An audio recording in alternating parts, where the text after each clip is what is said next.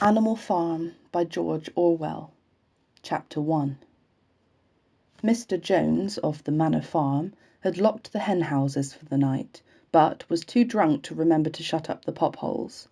With the ring of light from his lantern dancing from side to side, he lurched across the yard, kicked off his boots at the back door, drew himself a last glass of beer from the barrel in the scullery, and made his way up to bed, where Mrs. Jones was already snoring. As soon as the light in the bedroom went out, there was a stirring and a fluttering all through the farm buildings.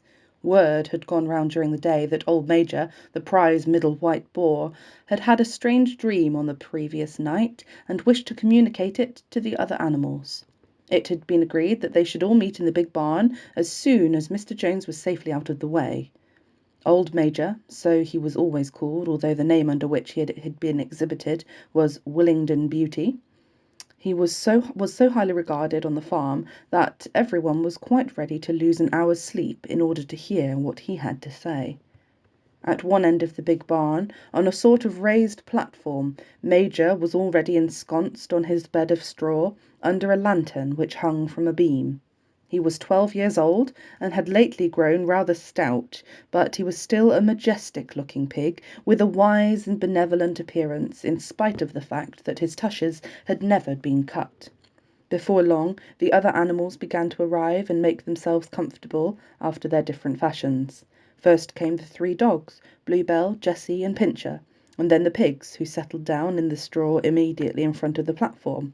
The hens perched themselves on the window-sills, and pigeons fluttered up to the rafters. The sheep and the cows lay down beside the pigs and began to chew the cud. The 2 cart horses, Boxer and Clover, came in together, walking very slowly, and setting down their vast hairy hoofs with great care, lest there should come some small animal concealed in the straw. Clover was a stout, motherly mare, approaching middle life, who had never quite got her figure back after her 4th foal. Boxer was an enormous beast, nearly 18 hands high, and as strong as any 2 ordinary horses put together. A white stripe down his nose gave him a somewhat stupid appearance, and in fact he was not of a first-rate intelligence, but he was universally respected for his steadiness of character and tremendous powers of work. After the horses came Muriel, the white goat, and Benjamin, the donkey. Benjamin was the oldest animal on the farm, and the worst-tempered. He seldom talked, and when he did, it was usually to make some cynical remark. For instance, he would say that God had given him a tail to keep the flies off, but that he would sooner have had no tail and no flies. Alone among the animals on the farm, he never laughed. If asked why, he would say that he had nothing to laugh at. Nevertheless, without openly admitting it, he was devoted to Boxer. The 2 of them usually spent their Sundays together in the small paddock beyond the orchard, grazing side by side, and never speaking. The 2 horses had just lain down, when a brood of ducklings, which had lost their mother, filed into the barn, cheeping feebly and wandering from side to side to find some place where they would not be trodden on. Clover made a sort of wall around them with her great foreleg, and the ducklings nestled down inside it and promptly fell asleep. At the last moment, Molly, the foolish, pretty white mare who drew Mr. Jones's trap, came mincing daintily in, chewing at a lump of sugar. She took a place near the front and began flirting her white mane, hoping to draw attention of the red ribbons it was plaited with. Last of all came the cat, who looked round, as usual, for the warmest place, and finally squeezed herself in between Boxer and Clover. There she purred contentedly through Major's speech, without listening to a word of what he was saying. All the animals were now present, except Moses, the tame raven, who slept on a perch behind the back door. When Major saw that they had all made themselves comfortable, and were waiting attentively, he cleared his throat, and began. Comrades, you have heard already about the strange dream that I had last night, but I will come to the dream later. I have something else to say first. I do not think, comrades, that I shall be with you for many months longer, and before I die I feel it my duty to pass on to you such wisdom as I have required. I have had a long life. I have had much time for thought as I lay alone in my stall, and I think I may say that I understand the nature of life on this earth as well as any animal now living. It is about this that I wish to speak to you. Now, comrades, what is the nature of this life of ours? Let us face it, our lives are miserable, laborious, and short. We are born, we are given just so much food as will keep the breath in our bodies, and those of us who are capable of it are forced to work to the last atom of our strength, and the very instant that our usefulness has come to an end, we are slaughtered with hideous cruelty. No animal in England knows the meaning of happiness or leisure after he is a year old. No animal in England is free. The life of an animal is misery and slavery. That is the plain truth. But is this simply part of the order of nature? Is it because this land of ours is so poor that it cannot afford a decent life to those who dwell upon it? No, comrades, 1,000 times no. The soil of England is fertile, its climate is good, it is capable of affording food in abundance to an enormously greater number of animals than now inhabit it. This single farm of ours would support a dozen horses, 20 cows, hundreds of sheep, and all of them living in comfort and a dignity that are now almost beyond our imagining. Why then do we continue in this miserable condition? Because nearly the whole of our produce, of our labour, is stolen from us by human beings. There, comrades, is the answer to all our problems. It is summed up in a single word: man. Man is the only real enemy we have. Remove man from the scene, and the root cause of hunger and overwork is abolished for ever. Man is the only creature that consumes without producing. He does not give milk, he does not lay eggs, he is too weak to pull the plough, he cannot run fast enough to catch rabbits, yet he is lord of all the animals. He sets them to work, he gives back to them the bare minimum that will prevent them from starving, and the rest he keeps for himself. Our labour tills the soil, our dung fertilizes it, and yet there is not one of us that owns more than his bare skin. You cows that I see before me, how many thousands of gallons of milk have you given during this last year? And what has happened to that milk which should have been breeding up sturdy calves? Every drop of it has gone down the throats of our enemies. And you, hens, how many have you laid in the last year, and how many of those eggs have ever hatched into chickens? The rest have all gone to the market to bring money for Jones and his men. And you, Clover, where are those 4 foals that you bore, who should have been the support and pleasure of your old age? Each was sold at a year old. You will never see one of them again. In return for your confinements and all your labour in the fields, what have you ever had except the bare rations and a stall?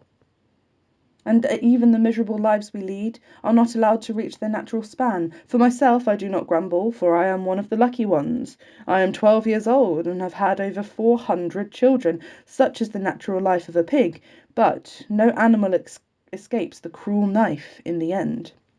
You young porkers who are sitting in front of me, every one of you will scream your lives out at the block within a year. To that horror we must all come, cows, pigs, hens, sheep, every one. Even the horses and the dogs have no better fate. You, Boxer, the very day that those muscles of yours lose their power, Jones will sell you to the knacker, who will cut your throat and boil you down for the foxhounds.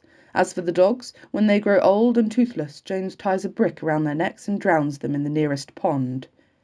It is not crystal clear, then, comrades, that all the evils of this life of ours springs from the tyranny of human beings.